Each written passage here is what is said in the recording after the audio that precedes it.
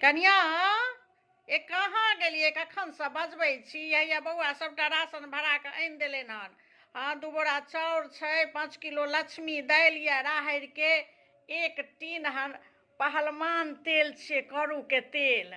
हाँ हाँ सबटा किचनमे सुन्दरसँ राखि लिअ।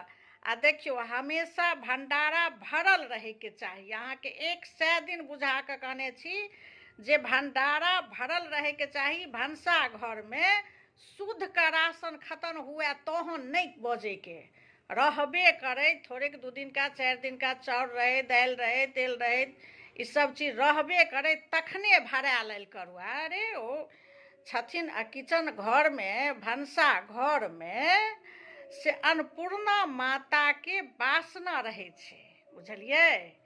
तऽ कखनो खाली नहीं राखी भानस घरके राशन। चाउर ताउर जहन रहबे करे तखने कहैके। हम भिनसर ढूँढि लेने रहियै, सबटा देख लेने रहियै जे ने कमे चाउर छलै, कमे दालि छलै, तेल खत्म छलै, तऽ बौआके फोन कऽ कऽ कहि देने रहियै सब राशन भरा कऽ वएह दऽ गेलै हन। आ सबटा सुन्दरसँ किचनमे सब सुन्दरसँ सरिया कऽ सैंत लिअ तऽ देखियौ ने केहन सुन्दर सब चीज बौआ दऽ गेल हन। हाँ हाँ हाँ किचन हमेशा भरल रहैके चाही, बुझलहुँ। जतबे कहै छी ततबे सुनियौ, सबटा अहाँ जे छै से जे कहै छी से नहि करै छियै, बुझलियै।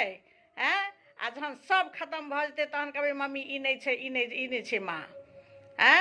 ताहि दुआरे राशन कखनो थोड़े बहुत रहबे करै ने तखने भरा लेल करू, बुझलहुँ।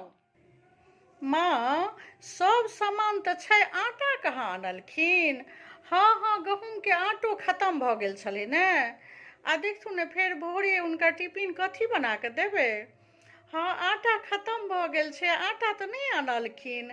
हाँ चाउर छै, दालि छै आ तेल छै, आ चाय पत्ती नहीं आनलखिन, आटा नहीं आनलखिन, इहो सब खत्म भऽ गेल छै। तऽ ई तऽ बिसरि गेलखिन, तऽ केना कऽ हेतै माँ ये? आटा तऽ नहीं आनने छथिन गहूँमके। मने देख लियौ एहने अहाँ घरैतीन बनबै ये।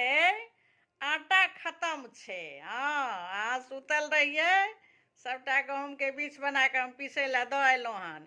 बौआके कहलियनि साँझमे लऽ आनतै।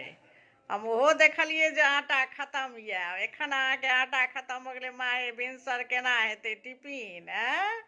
हम गहूँम दऽ देने छियै बीछ बना कऽ, अहाँ सुतल रहियै तऽ, बुझलहुँ। एना घरैतीन नहीं होइ छै।